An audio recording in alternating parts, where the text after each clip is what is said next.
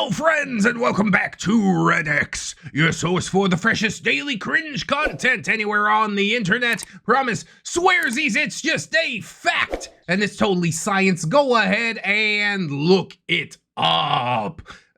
Thank you so much.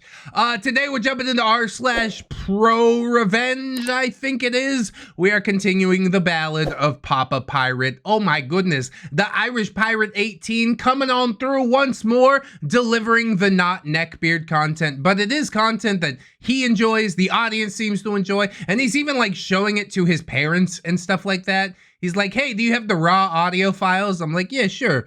I'll hook you up. Whatever you need, fam.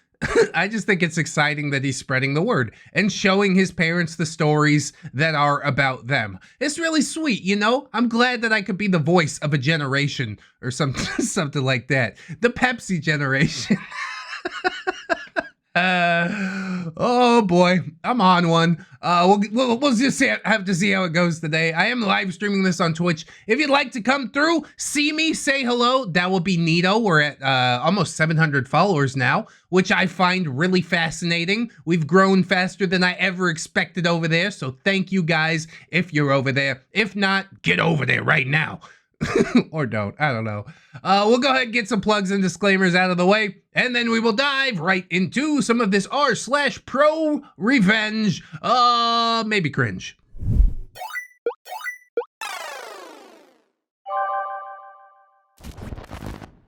The Ballad of Papa Pirate. Computers, concussions, and confessions. Oh, I've experienced all of those things. One is massively the favorite over the other two, and I'll leave you to guess which one that is. You probably know if you've been hanging around for a while, right? Here is our intensively inventive and ideally inspiring intro. Oh, snap. We got more of that alliteration coming through. I'm so excited. Feed it to me. Aloha, as mi amore's ancestors say. Attend this aspiring author's artistic account of an admirable man's adventures. Alliteration. It really is my favorite part. Am I attempting to attract the affection of our auditory artist for affording me access to an audience for my asides? Absolutely. Like I say, man, my platform is your platform. You keep this up, I don't know why you're not writing books. This would be beautiful. Even a short story, 10 pages. I know you could do it, and I would consume it. I will narrate it for Audible. Please, please, let's make it happen. Albeit beautiful to behold, building this biography on the basis of words' beginnings would burden this boisterous bard and might bewilder the beholders, barring them from appreciating the ballad of bygone era badassery, bubbling to the brim with battles and beatings and bravado. Oh my god. I don't know how you do this, dude. You just go through like a dictionary and pluck words, but they all fit. I'm just fascinated. See, there's some alliteration too. But we're jumping to the F's. Conveyance, constrained by such convention, could come across as cumbersome, but it's certainly a cheeky and challenging choice. This doesn't denote dereliction of duty, so don't despair. Detour around my devilish deviation for details about Dad's dastardly, devious, and defensive deeds. Today's entertaining exposition explains exploitments of enlistment, engineering, education, and exploitation. Forewarning though, forget foul-mouthed familial folklore, family-friendly fun for the future. That's what we aspire to. Everything on this channel is super family-friendly. That's not true. Don't believe him. The gregarious gentleman who graces the groundlings with his gift of gab regularly regales the general public to generate gold, or at least silver, or at least bronze, maybe copper. Going against the profane grain guards him from YouTube's oligarchical gargoyle. Yes, she who shall not be named. Helping our host hold his habitat unhindered is only half of it, though. I inadvertently invited an individual to inspect the tales of indignity and ingenuity I've given in intermittent installments, who joined the joyful jury to judge my jargon, the kindliest of my kinfolk. This is just so off the chain, man. Can we just have a whole story like this? I'm living for it. The kindliest of my kinfolk who could still kick her kid in the keister, Kanga to my roo, lost, lamenting the language limit this literary limbo has leveled at my onlookers. Mama Pirate, my matron, now marks my musings to monitor my mischief. Oh, so that's why we gotta clean up the language, because Mama Pirate don't like the bad words. Well, she's probably not gonna like any other series on the channel, honestly. I apologize for that. I just am who I am. Got that sailor mouth. I don't know what you want. Nonsense! Needlessly neutering your normal narrative to not offend a nana? Obviously. Only an oafish orangutan would outline the obligation otherwise.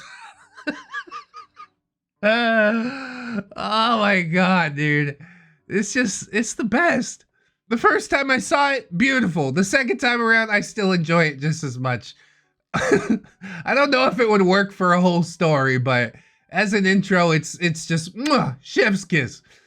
Pontification aside, today's presentation of Papa Pirate portrays a pinch of peril and a proper portion of pugilistic punishment leveled at a pitiful punk. Yeah, he's still got to do some punching, you know? That's kind of what Papa Pirates do. They go out there and they punch. I'm trying to do the alliteration too. It's not going as well. Quit qualifying your quirky and quixotic quips, you quack. Really? Rather rude to reprimand a rapscallion for trying to regale the readers by resourcefully reordering the words in his ReddX exclusive report. Oh, and he even threw the branding in there. My God! This is the best. I just want to see it all the way to A to Z. Asides aside, I will set the stage for today's story of shenanigans. Our tale will take us back in time to 1970, but ultimately this undertaking will usher us towards 1974. Our venerable veterans will verify that Vietnam was a venue for violence. Yeah, and a lot of other stuff too. I never would have wanted to go. Honestly, I probably would have ran away to Canada. I'll join the military, but I'll do it on my terms. I want to stay on the ship, way out in the water. Just dropping a bomb on somebody from like 2,000 miles out. That's more my speed. Get in there, boots on the ground with a gun, forget about it. No thank you. Woeful was once wide-eyed Papa Pirate that the window to the west was walled off. Exposure to extermination hadn't been expected, but an exit to Mexico and subsequent expatriation would be a vexing prospect. So, yesteryear's youthful hero was yoked with zero zeal. Yeah, you could go to Mexico. I say probably Canada's the better choice, but you do you know? Maybe you go develop some shin splints or something like that. Conscientious objector status. I don't know. I just know of all the wars... Yeah, not Vietnam, please. But can descriptive exploits from grand heroes issuing justified knockouts logically meet numerous observers' ponderous queries? Recent story themes utilized violence. Why? Explain yourselves! Zounds! There was an A to Z right there. Every letter of that sentence, or couple of sentences, started with, oh my god, sequential alphabeticizing? Irish Pirate never ceases to amaze me, dude. Again, I say, why are you not writing? This is truly your calling, okay? If I can help to get you there, just let me know. All right, we'll work on it together. I'm sure you're great at you know, psychology and stuff, but this deserves to be shared with the world. So I'm gonna do my best to try and do that. Thank you for coming to helping me to do that. And now that I've made my brain hurt, I'm gonna go back to my normal style. I mean, that's a long time to go with that, dude. I'm super shocked. If you skipped over the shenanigans above, you might have made the right choice. No, you didn't. Go back and watch it right now. Rewatch it. It's so good. You didn't miss much, except the fact that I'm toning down my language from here on because my mom has started watching these. It's not that I'm afraid of her taking a switch to my hindquarters for using bad words. It's because I want to make it easier for my mama to listen along without getting upset. Okay then, I'll try not to interject with any bad words. We gotta unload it all right here, right now. Again, we did the same joke in the last episode. Well, it's that, and that a willowy branch has the same effect on a 37-year-old's meaty mud flaps as it does on a wee lad's. Yeah, you just need like a little bit bigger of a branch, you see? Anyway, where last we left Papa Pirate, he was holding his draft notice in one hand and a college application packet in the other. Oof. The one rendered the other as useless as Valentine's Day dinner reservations to a neckbeard. Aw, why'd he make the reservations if nobody agreed to go with him? He just thought his belating was that strong, I guess. If Papa Pirate was to safeguard his ability to provide Mama Pirate with an ongoing supply of mid-February roses and chocolates, he would have to make some quick decisions. The Army's cordial invitation to get shot at had a 2-week deadline. Oh yeah, sign me up. I couldn't do it, man. I couldn't do it. Unless he fled the country, faked his death, or suddenly came down with a bad face of clubbed feet, Papa Pirate had a fortnight to present himself to an enlistment site. Yeah, fleeing the country sounded better and better. I'm not doing it. I'm serious. People say thank you for your service and all that stuff, and I'm like, yeah, no problem. Just doing what I do, etc. But let's be honest, I spent 4 years on shore duty in Japan. I spent 6 months on a boat out of that 4 years. I never saw combat, nor do I really want to. I was a postal clerk, for God's sake. I'm just not the fighting sort. But somehow, I think 1970 was a different time. Somehow, I think it would be massively frowned upon. Somehow, I think Papa Pirate is going to find it in himself to show up at that enlistment site. And that is terrifying to me. Have you ever lied to someone about having a significant other to shut down unwanted advances? Ever tell someone that you have a funeral to attend to avoid coming over to their house because the whole place reeks of cat pee, and they're unironically dressing their felines in formal attire in order to get them married? Did you ever tell a DirecTV salesman that you're already a subscriber to shut them up? I've done at least one of those, yes.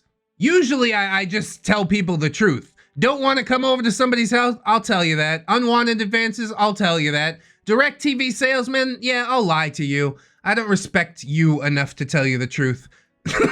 Sorry, not sorry.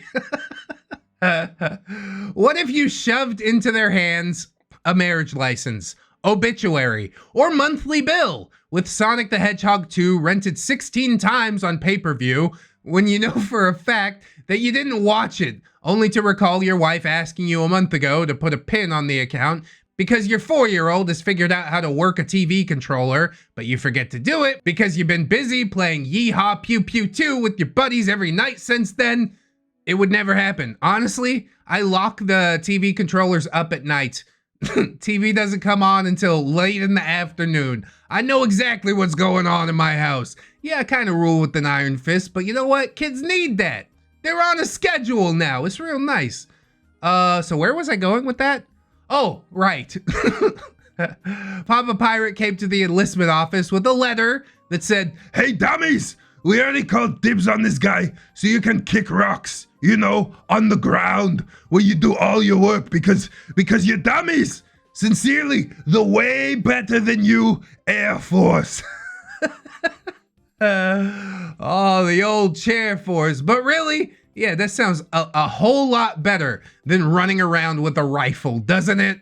Air Force was my first choice, you know. I nailed the ASVAB. They just didn't seem excited enough to have me. So I went Navy. And if the Navy wasn't excited to have me, well, I guess I wouldn't have joined the military at all. Whatever.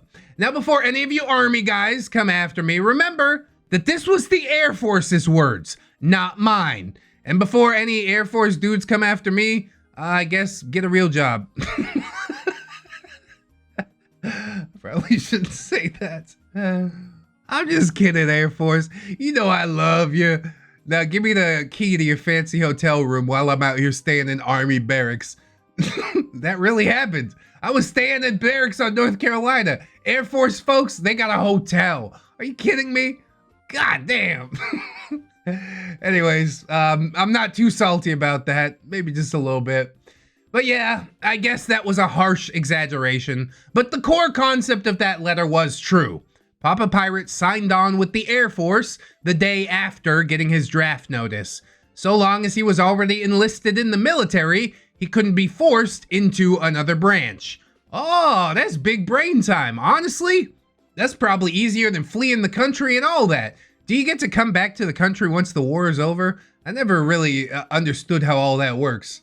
Now I'm too old. They ain't ever gonna draft me. I don't gotta worry about it, I guess. So why the Air Force? Did he have a burning desire to become an aviator? Did he want to adopt Ride of the Valkyries or Off We Go into the Wild Blue Yonder as his personal anthems? Well, no. He just wasn't a fan of getting shot at. Few are. He'd had his fill of that growing up, being used for target practice by a pair of BB gun wielding alcoholic brothers. Well, those brothers were dealt with succinctly, but somehow I think that the Viet Cong won't be so easily dealt with. As America is soon to learn. One of his then comrades hadn't been so lucky. He had a friend who had been there for the outhouse attacks, the days of Tiny Tim, the next town over rumble, and the legendary trash can incident. He had been drafted into the army and hadn't made it back out. Ow, dude. Wow. That sucks. Papa Pirate's name came up in one of the earliest rounds of draft notices. Some of his other friends had already enlisted in the Air Force as a means of getting away from hometown and doing something with their lives other than farming or laboring at a cotton mill. They encouraged him to follow their example, and it is a good thing that they did. I mean, you might not end up at the same duty station, but yeah, Air Force is the cushiest military job that there is, okay? You made the right choice here as far as I'm concerned. What happened next isn't as action-packed and exciting as the earlier installments, I'll be honest. I could come up with some exciting fiction about fisticuffs and hijinks, but that's not really what this is about. This is just an ongoing story about my dad and all the stuff that he told me about his life that I thought was cool or funny enough to put into writing. I mean, I'm all up for imaginary fisticuffs and hijinks, but you do this the way you gotta do it, all right? Anyway, a week before I wrote this, I asked him, OP, so was there anyone you had to get even with when you were in the Air Force? Anybody you had to give summer teeth?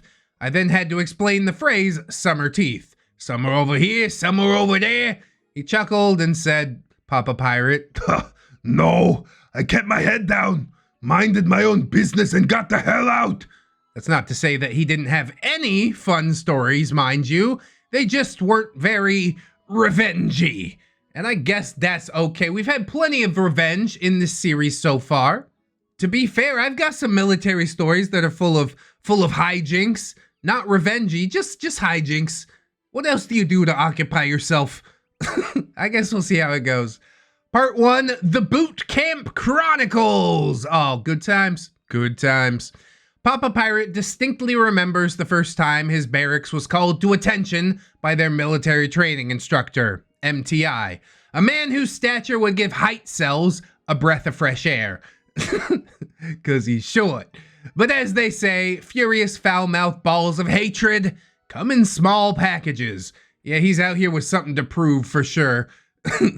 He can't remember the specifics of the introductory tirade, but apparently Gunnery Sergeant Hartman wasn't the only Vietnam-era drill instructor to use racial slurs and profanity as seasoning for his oratory offerings.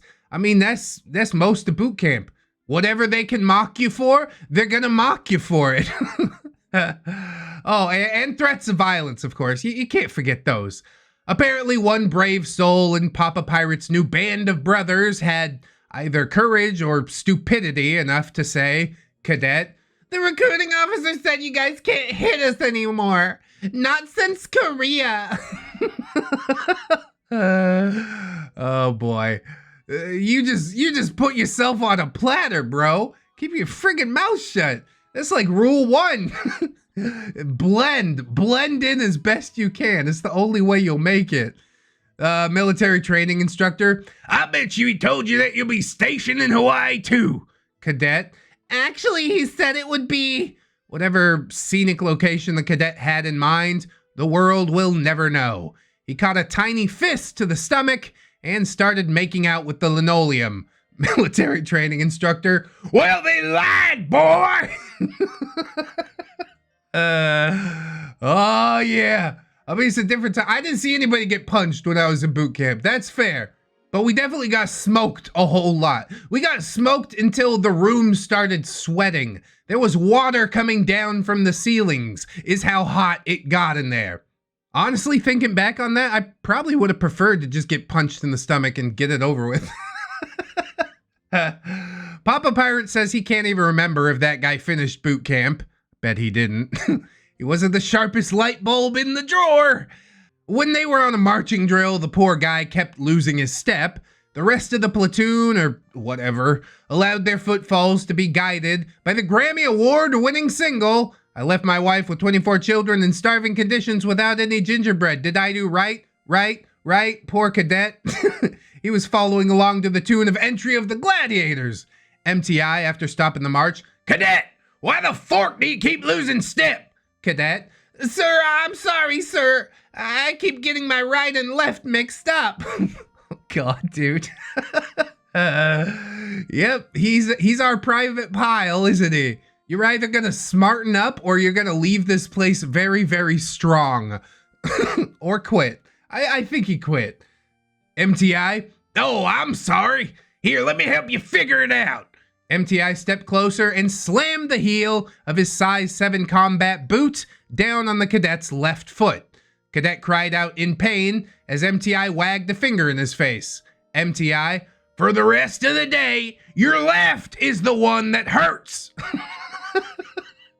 I mean, I would have told him to hold his hands up and the one that makes the L is your left, but you do you, I guess. Yay, physical abuse! The poor guy also ended up misplacing his cap a week or so later. Oh God, he's a mess.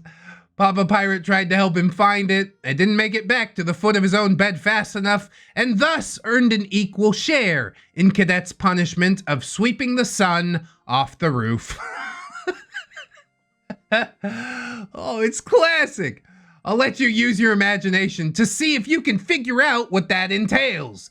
Honestly, I know, but yeah, it's exactly what it sounds like. Welcome back. What did you come up with? Pause for answers, a la Blue's Clues. Did you come up with anything? Huh?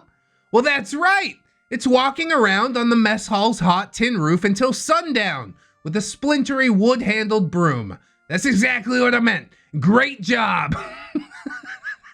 Yeah, no sunscreen, no nothing. Like I said, you're gonna get real tough, real strong, real fast. This wasn't the only time he would find himself on the receiving end of a creative punishment, but there was really only one incident that he can remember more vividly. Apparently, footlockers are supposed to stay, like, you know, locked. Yeah, how about it? That was part of the daily inspection. Papa Pirate was always careful to have the corners of his bed neatly made, the buttons of his shirt and the seam of his pants always neatly aligned. The footlocker in which he kept his personal effects was always locked until the one time that it wasn't.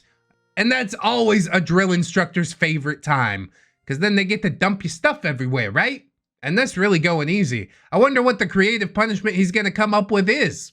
MTI, Papa Pirate, why the fork is your footlocker unsecured? Papa Pirate, sir, I have no excuse, sir. MTI picked the locker up, carried it to the window. Yeah, I thought meant like dump it all over the floor of the bay, but out the window, that's good too. I should point out at this point that Papa Pirate's room wasn't on the ground floor.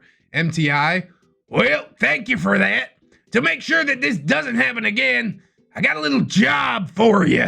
MTI upended the footlocker, spilling all of its contents to the ground below. Papa Pirate groaned internally as his worldly possessions validated Sir Isaac Newton's speculations. MTI, now I want you to go down there, gather your things, bring them up one piece at a time, and put them back in your locker. Oh man, he is creative, isn't he? If you forget to secure it before you head back down, you'll be starting all over again. It sounds worse than sweeping the sun off the roof, honestly. Walking up and down the stairs. I gotta go get my toothbrush, go upstairs. Go downstairs, get the toothpaste, go upstairs. Oh my god, dude. This little guy is just so full of hate, isn't he? The task would take him the entire day. You see, one of the items in his locker was a pickle jar filled with loose change. MTI made it clear that he regarded each coin and shard of glass as one item. You know what? I think I'm good, bro. I think you can just have it. Leave it down there. This is such madness. By the time Papa Pirate was done, he had made a solemn vow to himself. Taking inspiration from Scarlett O'Hara, he declared with firm confidence, "As God is my witness, I will never leave anything unlocked again." I mean, it did its job. It helped you to learn. Yeah, it made for a hell of a day. Impromptu leg day, but you gotta be real strong after this. And you got a little bit smarter, so you didn't have to be like double plus extra strong, right? Unconventional method, but it's effective. I give him points. Part 2, VIETGUAM? Oh, that sounds much nicer.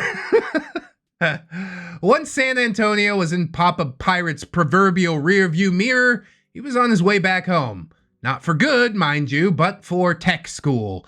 Yeah, I remember doing that. That was probably the chillest part. I got some stories about that.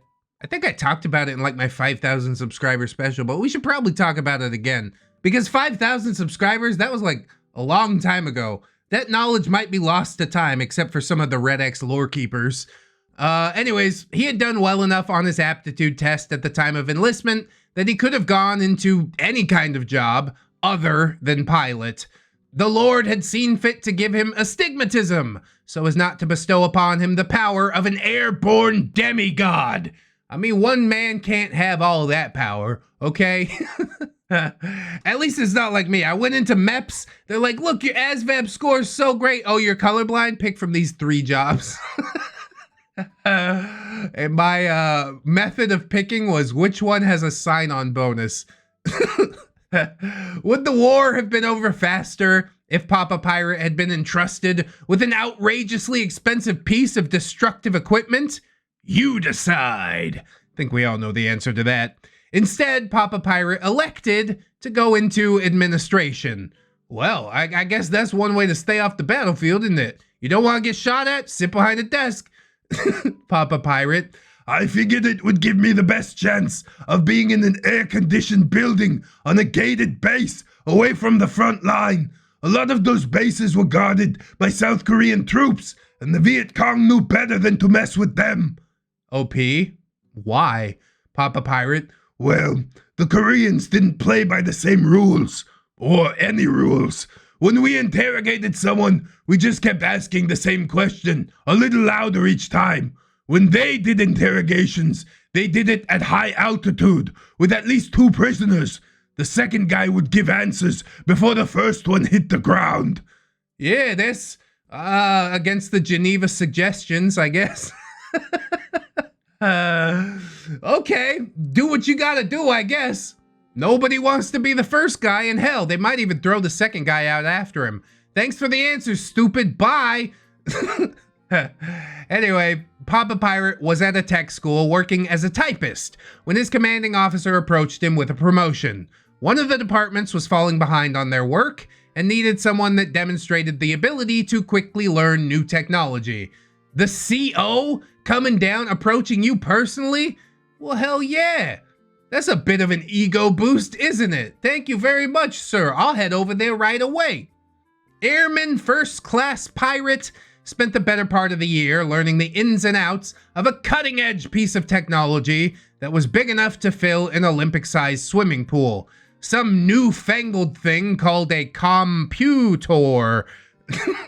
That sounds weird. I don't think it's gonna catch on. By the time 1972 rolled around, Senior Airman Papa Pirate would have been quite content to ride out his last 2 years at a quaint little military base in the good old US of A. He was learning the ins and outs of computer programming, which apparently involved a bunch of paper cards with punch-outs or something like that.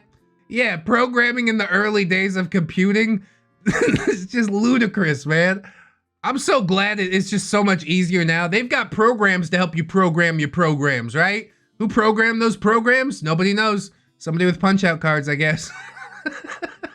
Now, Papa Pirate did try explaining this process, but I just smiled and nodded. My brain doesn't work quite the same as his.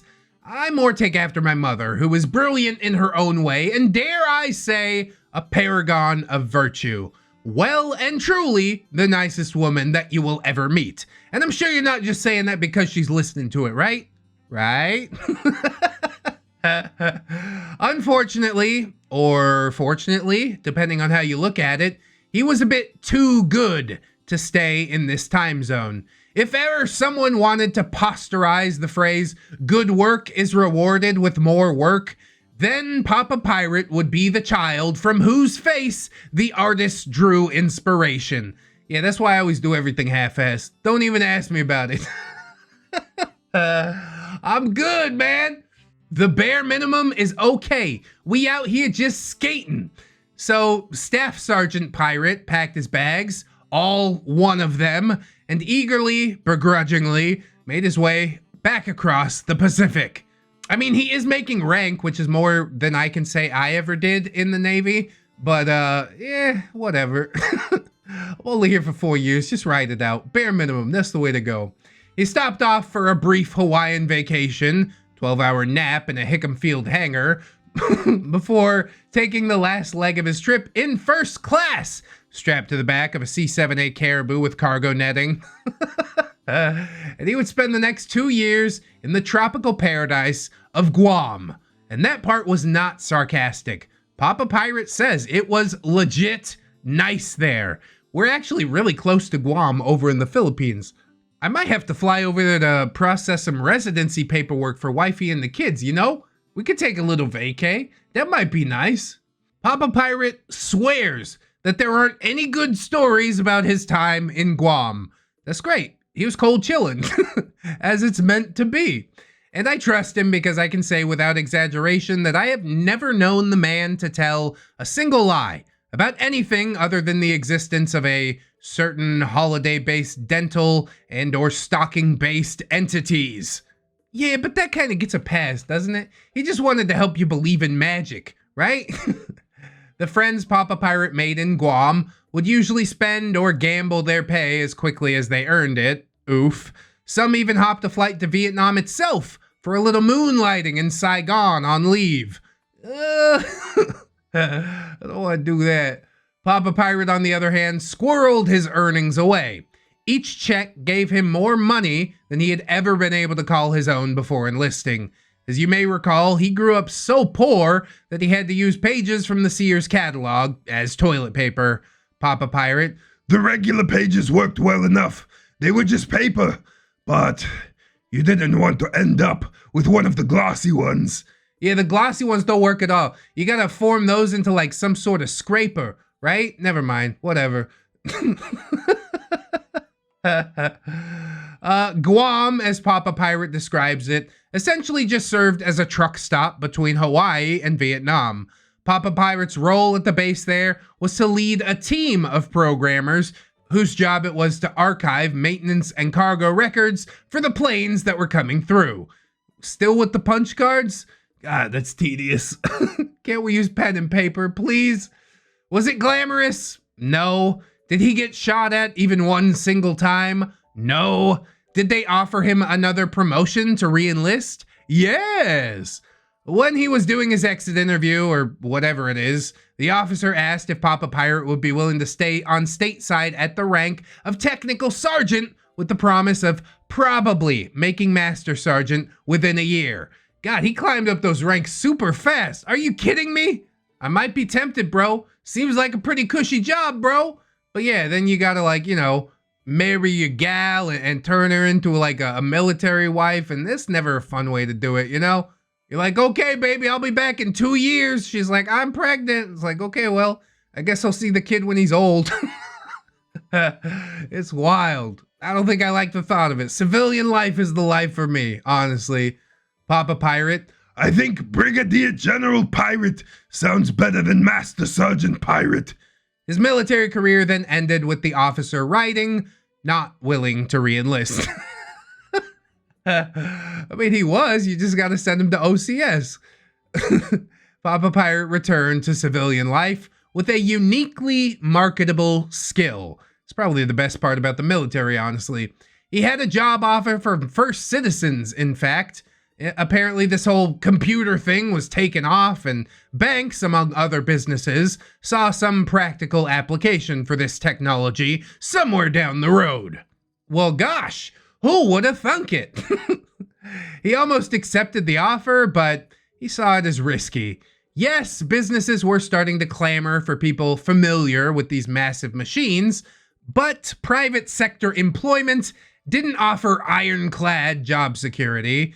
Papa Pirate knew how to use the current technology well enough, but he had seen how quickly this technology was growing and evolving, and what if it outgrew him? Would he still have a job in 10 years if the complexities of it outpaced his ability to learn? And that is one of the most difficult things about being a programmer, honestly. You can definitely keep up with it, but that is a full-time endeavor. Papa Pirate had been poor his whole life. He didn't see employment as a route to getting rich. He saw it as a means to a comfortable end. Job security mattered more than job salary to him. And so, instead, he settled for something that was less rigid than the military and more secure than the private sector. He became a government employee. Oh, good, great, that's awesome. I mean, I'm not a fan, but maybe Papa Pirate will change my view. Which agency? Well, I can't tell you. Even the most prodigious internet stalker doesn't yet have enough information to pinpoint Papa Pirate's identity. At least, I don't think they do. This particular bit of information might be that one step too far. Is it an alphabet agency? Is Daddy in the FBI or the CIA? Is that why Daddy's watching my videos? You see what old Red is up to. Suffice it to say, he remained gainfully employed for decades to come. And no, the technology never did outpace his comprehension. But indeed, a good thing to be worried about. I think the government employment job was also the right move. Boys out here just doing the most. Part 3, marching powder with a side of summer teeth. Oh, finally. Somebody gets punched in the mouth. That's what I've been waiting for. This last part isn't really related to Papa Pirate's military service, but it wouldn't really be a true ballad of Papa Pirate's story without a healthy dash of fisticuffs, right? I cauliflowered his ear, bully! Papa Pirate had an older brother that I hadn't mentioned before now. He was old enough to be Papa Pirate's dad, and he was never really an active player in Papa Pirate's life, so it didn't merit a mention before now. Yeah, that's kind of the problem with an age gap, you know? I'm only 8 years older than my sister, and like, we were never that close. Cause she's 8 years old, I'm 16. What do we have to really bond over? We talk a little bit nowadays, though. We're trying to repair that a bit. But Uncle Elder was not the most attentive father to his kids. He had a very, once you're old enough to tie your shoes, I wish you the best of luck kind of attitude. One of his sons was only a little younger than Papa Pirate, and by the end of the 70s, he had developed a fondness for fermented fluids and pale powders imported from particularly problematic countries in constant conflict on the southern side of the equatorial divide. Know what I'm talking about? You know what I'm talking about. To make hyperbolic use of the black sheep idiom, let's just say that Party Nephew, whoa! His fleece was a hue that would make Anish Kapoor start frothing at the mouth and threaten a lawsuit. I love Party Nephew. Oh, we get to do the party demon voice. Yay! Grandpa Pirate's health was failing. Papa Pirate was helping here and there with the bills, but he now had a wife and a daughter, so there were limits on just how much he could help. Enter church folk, stage left. Papa Pirate's church collected an offering to provide some financial relief to the pirate family. I mean, say what you will about church, but it does help you to become involved in the community. And then they can help you out, just like this. It wasn't exactly a fortune, but it was enough to help offset the loss of Grandpa Pirate's wages. Or at least it would have been. Charitable donations only help when they make it to the hands of their intended recipients. Oh my god, dude. No one had dropped $1 into this offering plate thinking, gee, I sure hope this makes it to the liquor store or a drug dealer, but find one of those destinations, it did. Party Nephew had taken it upon himself to reallocate those funds. Oh my god, dude, have you no shame? I mean, addiction is strong, but I give you two choices. Most people go up against the wall, but for you, you can go to rehab or you can go up against the wall. You scumbag, you piece of dirt. Your own grandfather. Terrible.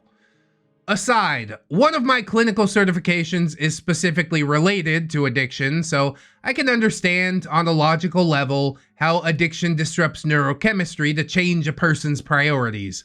I understand it's not as cut and dry as they are choosing to do this. Essentially, the neurochemical responsible for telling us to eat, form communities, and procreate is the one that says you need crack more than you need oxygen. That's about the shortest explanation I can give of it. That said, I can also see how stealing money from your sick grandpa to buy hooch and devil's dandruff is a duck move. Papa Pirate found out that Party Nephew had taken the money and run. He asked around and was able to follow the trail to a not too distant locale, which was next town over. I don't know if he had found Party Nephew at the same bar that played host to the Booze Brother beatdown of '67, but I like to think that it was. Party Nephew was reveling in his newfound fortune, elevated to a narcotic-induced nirvana as he sipped the cheapest gut rot that the barkeep could offer. He was looking down at the counter, thinking, Party Nephew, what a great day to be alive. Whoa! Hey, that counter looks like it's getting closer.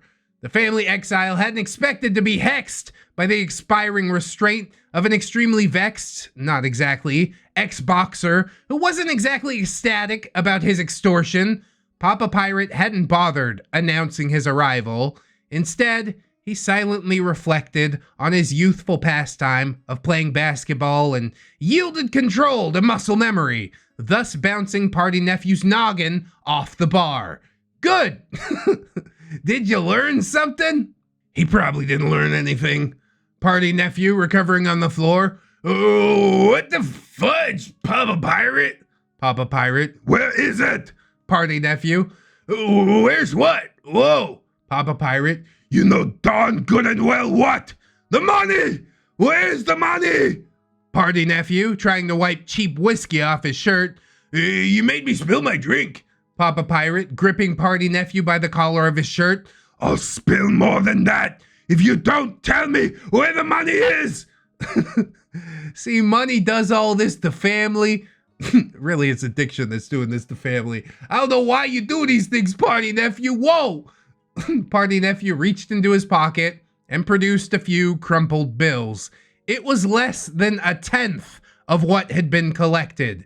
He had blown through most of it in the course of a single afternoon. Oh my god, man. No one moved to help Party Nephew as Papa Pirate rearranged his face.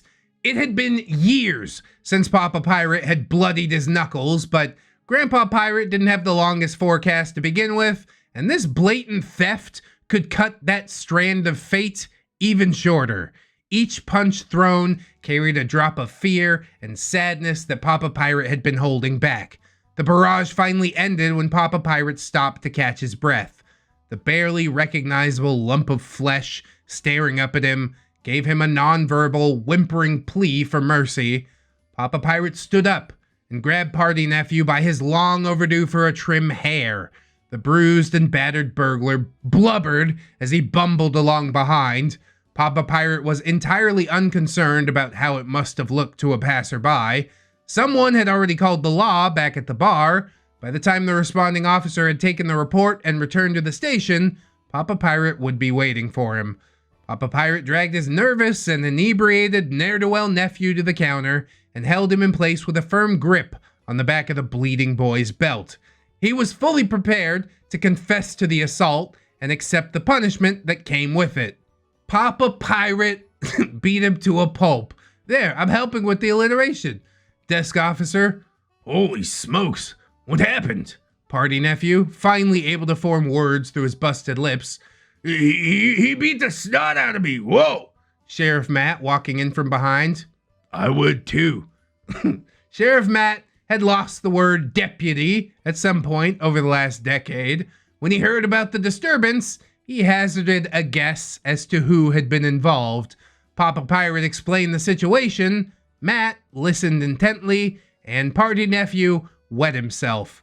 Haha, pee-pee pants. In the end, Party Nephew spent some recovery time in the county jail, and Papa Pirate just went home to ice his knuckles. God, just getting to know Matt, that was like one of the best time investments you ever made, wasn't it? You slipped out of a lot of trouble because you know that guy. I'd like to say that this was the last time that addiction would plague Papa Pirate's family, but, well, much like the titular protagonist of our saga, I do not want to tell a lie. Oh, that's some heavy foreshadowing. Is it Party Nephew, or is it, I don't know, a party uncle or something like that? Outro. I'm writing this paragraph last, but it's not the last one of the post. I scrolled back up to write this out before hitting submit. I spent half an hour trying to come up with a limerick or two like I normally do. If you've read or listened to the other parts, you know that I like to try and summarize the story in a couple of light-hearted bits of poetry. I can't do that this time. The words aren't coming to me. Even if they did, it would feel like laughing at a funeral, which might work for the band Naked Ladies, but not for me. It's been 1 week since you looked at me. You know what I mean? Oh, that's such a good song. The next few paragraphs are incredibly heavy. Heavier than the tragedy of Tiny Tim. Red, I know you always say I have to read it, but I'm telling you right now, you are not obligated to. If you choose to, then I'm telling anyone listening that you might just want to cut it off here. Pretend the last page of the story was just me talking about different whittling techniques and why a pair of stop cuts are superior to a single V-cut, in my opinion. Anyways, here it goes. If it really goes that dark, I might cut it, but I feel like it needs to be included. Why did you write it out if it wasn't supposed to be included, you know? And I'm curious too. I gotta see. So I mentioned my sister once and only once. Oh man, it is gonna be heavy. We did talk about this in Discord DMs. I'm so sorry, Papa Pirate. All right. Once and only once when I was writing the Star Wars Shenanigans saga, I didn't exactly give her a flattering description. In hindsight, I really wish I hadn't made light of what I, at the time, saw as a ridiculous situation. I don't know why I'm ending this on such a down note. As I was typing all this out, it sort of happened. I could highlight this, hit delete, and move on without a word about it, but I don't want to. My sister struggled with addiction for most of her adult life. She died earlier this year. Papa Pirate has always been my hero. Even more so than Brandon Sanderson, and that's saying a lot for anyone that knows me. Even into adulthood, I've always just seen him as some adamantium-skinned superhero, impervious to harm, limitless in his strength, unshakable. But this year has been hard on him. Never seen him so hurt, so vulnerable. He started talking more about things, and a lot of these stories have come up when I've gone to visit and just sit with him. He's currently reading some chapters that I've written for a book that I want to get published. We've been watching Rings of Power together when it airs. Those of you who read or listened to The Tragedy of Tiny Tim will know the significance of that. I finally feel like I can repay a sliver of what he's done for me over the past 37 years. I wish that I could do more for him, and I wish that I had done more for her. If you're struggling with addiction, or if you even think that you might have a problem, please get help. Please reach out to somebody.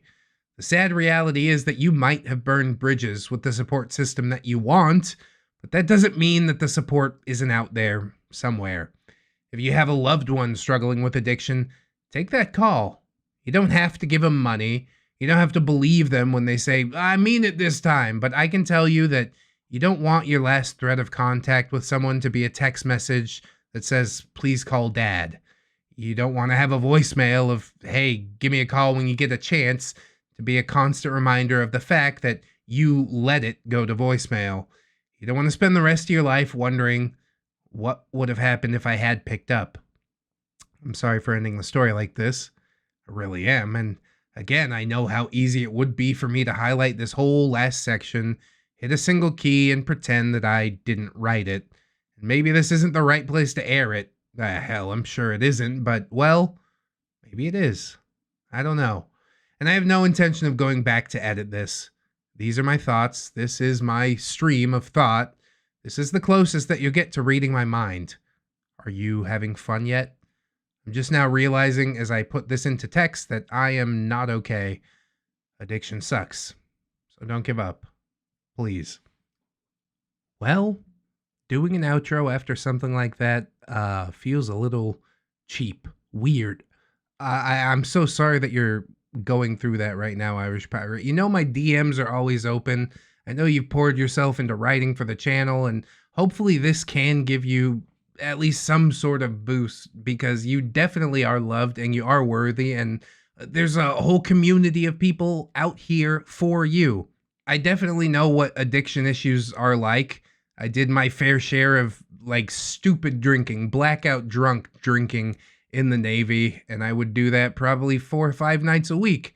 You know what I mean? And it is something that plagues my family. We don't worry about, cancer and all this other stuff, but mental issues and addiction, it really does pass down through the genetics in some way, shape, or form. And I don't know, the thing that's worked for me is just realizing that that's a thing that I need to watch out for. I do remember you mentioning your sister at one point. We had a long conversation about it on Discord, or at least as long a conversation as I can really get into, because I'm not great with emotional stuff. Like, I've shut that part of myself off in a lot of ways. I can still cry, I can still feel stuff. I feel your pain in the last paragraph, but I don't know, it really hit home when you're like, answer that message, read that text. Is this the last thing you want to hear from this person? And yeah, maybe I should check my Discord messages more often. Like I said, there's a whole community of people out here to help, and I hope my narration helped in some way, but I don't know. It just feels like you can never do enough. You're really one of the good ones. We'd hate to lose you, and if you are having trouble, please, reach out. Either somebody in the Discord will hit you up, I could hit you up. Maybe, get some psychiatry. Psychiatry for the psychiatrist, I don't think that's a taboo. You might end up comparing notes, but also it might help. It's worth a try, man. Addiction is definitely, one of the most terrible things that you can do. And I do understand how it warps your mind. I was happy to see Party Nephew get his teeth knocked in and stuff like that, but even while I was reading it, I did mention that, like, I know how it works, and I know how it works because I've been through it, and I'm sorry that you have to go through it right now. And yeah, I'm always here for you, man.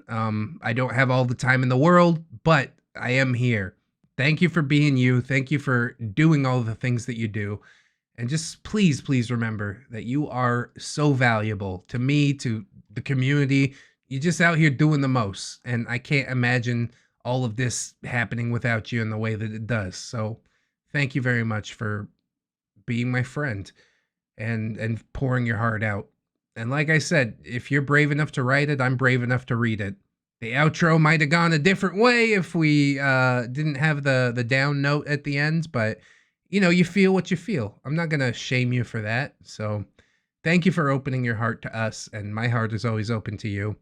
Hope you guys enjoyed this episode. Like, comment, sub, you know, links in the description. We live streamed it on Twitch chat, also probably kind of depressed now. But we have a lot of offers to talk to Irish Pirate. So anybody in the Discord, you guys go ahead and DM him. Ask if he's okay. Don't be scared to start the conversation, all right? And yes, it is inferred there that I do have a Discord and a Twitter and a Facebook. I'd also like to thank my Patreon patrons and my channel members as I do every episode. So thank you too. Starting with channel members: Tiny Void, Angel Dark, Bedazzled Misery, Skylar Rain, The Fez Waver, That One Gay Cop, Valley Eyed Crane, Shiza, Rosie Rainbow, Slow Spooner, Jerry, Sean Cantwell, Heaven Sent, Robert Thibodeau, Jackie McQuitty, Grimstride, Trainboy, AJ Collins, Tooth Blushy, Corey Arts, Kelly Clark, Lickalish Loser, Florentic Waver, Dungeon Bat, Billy D, Robert Waits, Brandon Ashcroft, Phantom Danica, Orgamy Steve, Skylar May Morningstar, The Gypsy Barber, Fire Drake, Samantha, Dex Flagship, Bearded Snake, Buy Two, Get One Hand. On the Patreon side, we got Miss Black, Harley Hohen, Robert Waits, Camille Sarah, Chance with Blue Kraken, Roxanne Wilson, Jerry Vixie, Conrad Ingy, Fluxer, the Captain of Industries, Adum Conference, I got tendies. Captain Cloud Jerry, Ellipses, Aaron Jerry, Deku, Esteban, Orgamy Steve, Beat Down with the Bag of Bombs from Downtown, Jerry, Peg for Forgiveness, Santa Jerry, Silent Revolver, PCB, The Original Jerry, Jerry, Tick Jerry, 211 Jerry, The Two Jerrys, Destiny Piper, Jerry, Kitsune, Salty Wizard, A Very Tired Jerry, yeah, I feel it. Justin Dargonian Jerry, and Frankenberry, ain't that a hot bitch though? Assassin Pug Jerry, Bang Bang, Baby Jerry, Kuka, Baby Joe, Peanut Jerry, Benji and the Jets, Billy D, Midge Gremlin, Blade the Hero, Bronze Kraken, Commander J Tank, Dr. Lux, Aaron Era, Erratic Mechanic, Eastbox, Frozen Never Studio, Fire Drake, Gizmo Jack, Hadrian BR, Inquisitor Jerry, Irish Pirate, Lust the Blue, Marmalade, and Mutiny. Oh, we can get it back for you, bro. Iron Hollow, Irradiated Jam, JM Coon, Jerry Smith, Jerry Blacktail, Jerry Lama, the Truck of Hong Kong, Jerry, I'm begging of you, please don't take my bread. It's so delicious. Crewhee, Kelly Kraken Lady, Italian Greyhound Dino, Lady in Awakening, Lauren Crow, Legitimate Girth, Lord Jerry O, leader of the Thunder Jerrys. Luke Mix was a race car driver. He was a good friend of mine. He never did win that checkered flag, but I helped him drink his wine. I actually listened to that song. You're welcome. Like and subscribe. But Lady Nix, Meldar the Destroyer, Metafecta. I'm here because my cringe senses are tingling. Yeah, this was a good episode for that, wasn't it? Needless King 89, Paragon Soul, Phantom of the Pines, Jerrykins and Jerry Beth, Queens, Quaaludes and Quagmires, Ramtide, Lackermates, Rose Jerry Miller, Sarita the Lolita, Scarlet's Kevin, Sergeant Gay Cop, Rewrite the law. Silo Imp, Steampunk Ellie, Stephanie Gunner, Side Active Boomstick, Brilliant Tomago, the Gypsy Barber, the Lilith Sue. What you fusky? This isn't even my final beard. That's true, we got many to go. Trying to find another mom to get back to the real world. Vanguard, Angel, VC3, Viking Jerry, Wikitech, Zephyr the Gargoyle, or Clay, Void Set Collector of Cringe, Comrade Mooney, Kira, not another Jerry, but he is though, Cage Alex, Redwind, Bad Penny Lane, Nog Viper, Saint Blessing, Third Stuff, Venom Jerry, we are Venom Jerry, Jace Christensen, Arnold Voice, If it dweebs, we can CDL trade it. yeah, we could try at least. One Leg Jerry is returned from battle. A normal Jerry, alright, I'll bring you Doritos, but I count on your expertise if they attract beards, which they definitely will. Admiral T-Tank, Emmer Alder, another stupid hipster, Atomic Jerry Zilla, Bartender Kelia, Big Dad Wolf, Broken Spine Horseradish, the original different Jerry, Cake Jerry, California Jerry Girl, Chevron 7 Lock, Chikara the Panda, Corey does commissions now. Hey, Crypt Titty, Stefan Jerry, Defter Tuna, Dilf Jerry, Dwarfy Dude, Dwarven Ramses, half the calories, all the hate. Get to at the Doodles, again, commissions open. Jerry Boo's daughter, Ghost of Alpha Greymon 365, half Slavic Jerry in a tracksuit. He cannot. Hydra Jerry Solomon, Janitor Jerry, roaming the streets of Finland, hunting down Naruto headband. Jeffy, Geralt of Arivia, Jerry, but with 2 S's and an E, that's Jesse. Jerry Springer, the results are in. You are not the neckbeard. All right. Jerry the Sussy Baka, Jerry's mom has got it going on. Look at that mustache on Jerry Aldo Rivera, Jerry Rockstars, Jerry Role-Playing Game, Kid Marvelous, Kids Again, Lucia Lovecraft, Machia CD. Maybe next time, Milk Fit, Miss Duchess, Mr. Gasmask, Not Invisible Angel, Raptor, Seldom Dark, Skylar May Morningstar again. Wow. Snary, that's Snob Jerry if you didn't know. Spoonie the Rogue, Spoopy Scary Jerry Ton is relevant all year round. We're almost in October again. God, it really does go around, doesn't it? Too fast. Techno Dubs, the original Jerry. They call him Jerry Two Knives, Jerry Pie, Titus Trucker Dunker. What? To Infinite Jerry and beyond. Tokyo Bird, Unkale, Vaughn, throws 2 liter Mountain Dew, grow my neckbeard, grow. It's Jerry time, holds ReddX Warfare. Hygiene, it's Jerry time, holds ReddX Warfare. Humility, and thank you of course to my $1 patrons as well. Well, hopefully that list of names broke up the somber note just a little bit. I'm feeling a little bit somber still, but we'll bring it back around, you know? It's gonna be okay. At the end, it's all okay. So thank you guys for making me feel okay. If you can afford to support with these people, that's huge. If you can't, don't sweat it too hard, friends. I just appreciate you coming on through, hanging out with me, and I hope that you'll come on back tomorrow and watch another ReddX video. You know what I'm saying? Please, please never forget that you are loved. You are worthy. You definitely, definitely deserve it, and I mean it. I will see you in the next one, friends, and until then, bye-bye.